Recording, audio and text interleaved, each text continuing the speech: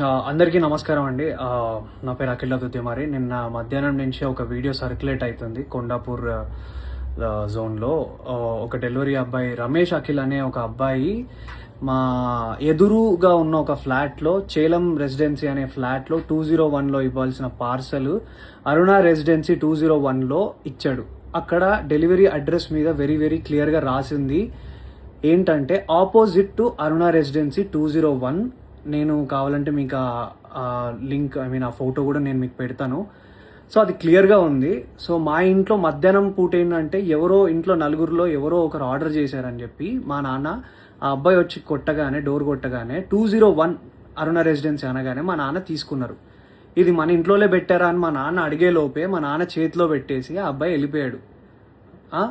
ఒక order delivery ఇచ్చే ముందు కన్ఫర్మేషన్ చేసుకోవాల్సిన అవసరం డెఫినెట్లీ ఉంటుంది అనేది నేను అనుకుంటున్నా. ఒక ఓటీపీయో లేకపోతే కాల్ చేసో లేకపోతే ఆ పేరేంటో కనుక్కొని క్రాస్ చెక్ చేసుకొని ఇది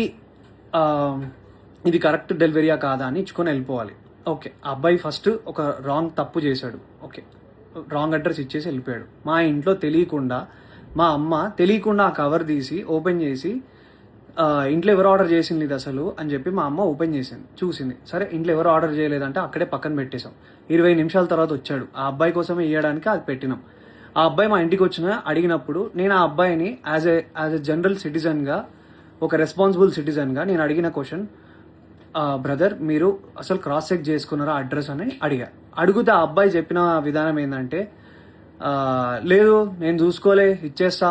ఆ అబ్బాయి తాగేసి ఉండి మాట్లాడుతున్న పదాలు అవి. అవును, లేదు చూసుకోలేదు ఇచ్చేసిన, నేను ఏంది ఇప్పుడు, ఏమవుతుంది ఇప్పుడు, అది ఇది అని మాట్లాడాను.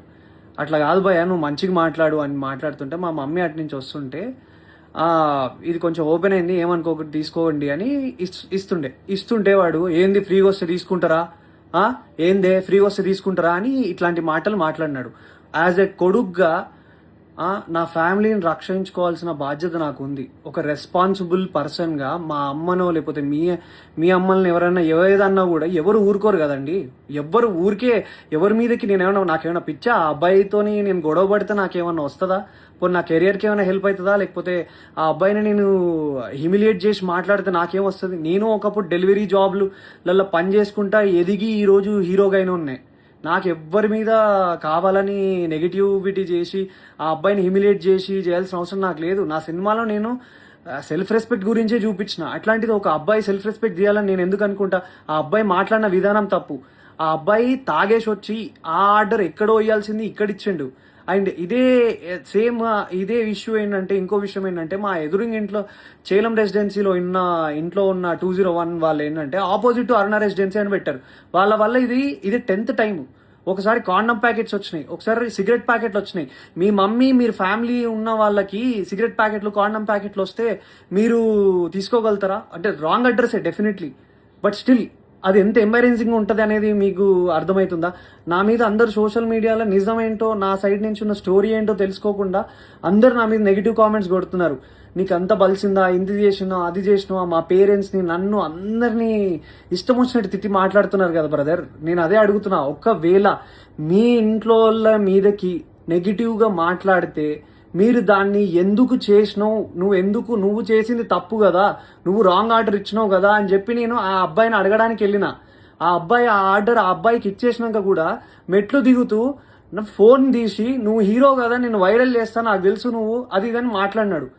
చెప్పండి, నేను రెస్పాన్సిబుల్గా ఉండి వద్దు నీ ఆర్డర్ నీకు ఇచ్చేసినాక నువ్వు కిందికి వెళ్ళిపో అని మర్యాదగా అబ్బాయిని వెళ్ళిపో అని చెప్పి నేను అక్కడి నుంచి పంపిస్తుంటే ఆ అబ్బాయి వీడియో తీసి ఫోన్ తీసిండు. మా అమ్మ నాన్న వాళ్ళు తానికి వాళ్ళు భయపడ్డారు.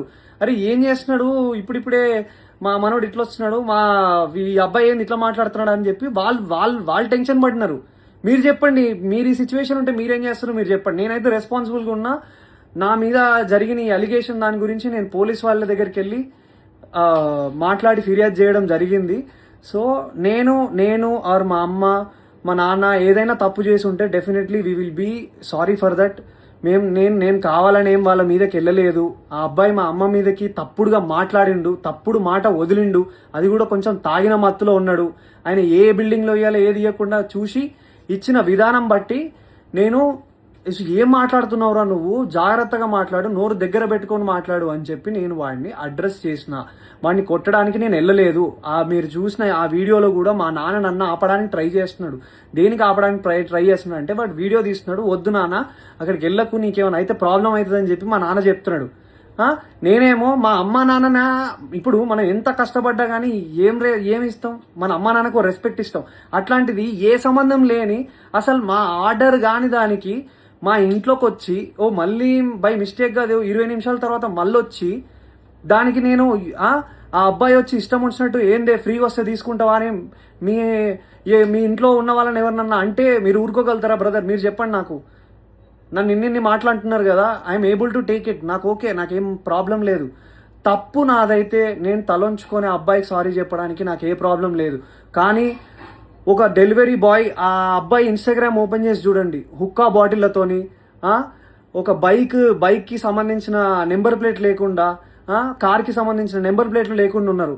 అలాంటివి ఫోటోలన్నీ పెట్టుకొని, హుక్కా ఫోటోలు పెట్టుకొని ఇవన్నీ చేస్తున్న అబ్బాయి, ఒక డెలివరీ అబ్బాయి చాలా ఇన్నోసెంట్ అని మాట్లాడుతున్నారు కదా. ఆ అబ్బాయి తాగొచ్చిండో ఏం చేసి వచ్చిండో ఎవరికి తెలుస్తుంది? ఎవరు దాన్ని తీసుకురాగలుగుతారో చెప్పండి. నేను రెడీ ఉన్నా. మీరు ఏదంటే అది చేయడానికి నేను రెడీగా ఉన్నా అందరికీ. And once again I request all the media and every one people, నేను ఒక మధ్య తరగతి మిడిల్ క్లాస్ కుటుంబంలో నుంచి వచ్చిన అబ్బాయినే. నేను డెలివరీలు చేసుకొని బతికే వచ్చిన. అట్లాంటి మా అమ్మ మా నాన్న డెలివరీ అబ్బాయిలు వస్తే మజ్జిగిచ్చి పండ్లిచ్చి పంపించిన రోజులు కూడా ఉన్నాయి. మా అమ్మను ఒక మాట అన్నారు, అది తప్పు, అబ్సల్యూట్లీ తప్పు. అది అలా అనడం ఏది కూడా కరెక్ట్ కాదు. అండ్ ఒక సైడ్ డెలివరీ అబ్బాయి నా మీద ఊసింది, నా మీద అన్ని అలిగేషన్స్ చేస్తున్నారు కదా. సీసీటీవీ ఫుటేజ్ ఉంటుంది కదండి, ఆ సీసీటీవీ ఫుటేజ్ తీసుకోండి. అది కూడా చూసుకొని అప్పుడు మీరు మీడియాలో సర్క్యులేట్ చేయండి. అఖిల్ నిజంగా బలుపెక్కి కొట్టుకుంటున్నాడా అని అప్పుడు వేయండి సార్ మీరు స్టేట్మెంట్లు. అప్పుడు వేయండి సార్ మీరు ఇలాంటి మాటలన్నీ ట్విట్టర్లో మాట్లాడుతున్న ప్రతి మాటలు. ఇప్పుడు కాదు కదా సార్, ఇది తప్పు కదా. ఒక విషయాన్ని కరెక్ట్గా అది నిజమా కాదా అని తెలుసుకున్నాక ఒక ఆరోపణ వేయండి సార్. నేను 100% తప్పు చేస్తే నేను ఆరోపణ తీసుకోవడానికి నేను రెడీగా ఉన్నా. కానీ నేను తప్పు చేయకపోతే నా ఇన్స్టాగ్రామ్లో ఆయన నన్ను డిఫేమ్ చేయడానికి ట్రై చేస్తున్న అందరికీ ఏం ఆన్సర్ చేస్తారు సార్? ఏం ఆన్సర్ చేస్తారు? ట్విట్టర్లో ఉన్న వాళ్ళైనా ఆ పేజెస్లో నుంచి ఒక స్టోరీ, ఒక డెలివరీ అబ్బాయిని ఊరికే సరదాగా నాకేం అవసరం సార్? ఒక హీరోగా ఉండి నాకేం అవసరం? ఒకసారి ఆ డెలివరీ అబ్బాయి జోలికి వెళ్తే నాకేమొస్తుంది సార్? ఆ అబ్బాయి ఏమనకుండా అంటే నిప్పు లేదా పొగ వస్తుందా సార్? చెప్పండి, మీరే చెప్పండి సార్, నాకు అర్థం కావట్లేదు. ప్లీజ్ ఈ విషయాన్ని మీరు దయచేసి అందరూ అర్థం చేసుకోండి. నేను ఏ తప్పు చేయలేదు.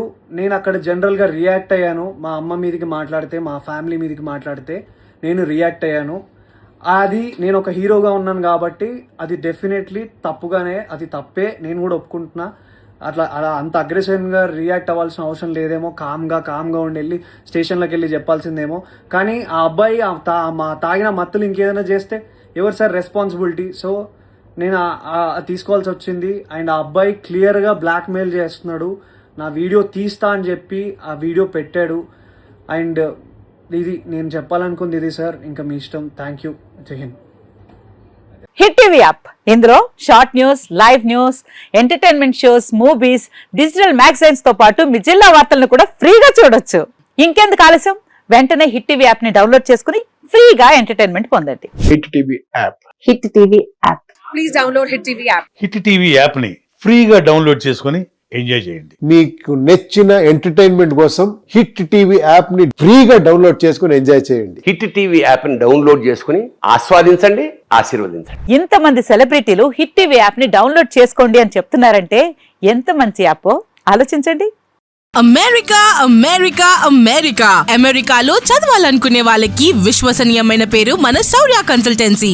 UK లో 1 year masters. UK లో 1 year masters. 2 years work permit up to 5 years visa. Contact Saurya Consultancy. Contact 89851 89851.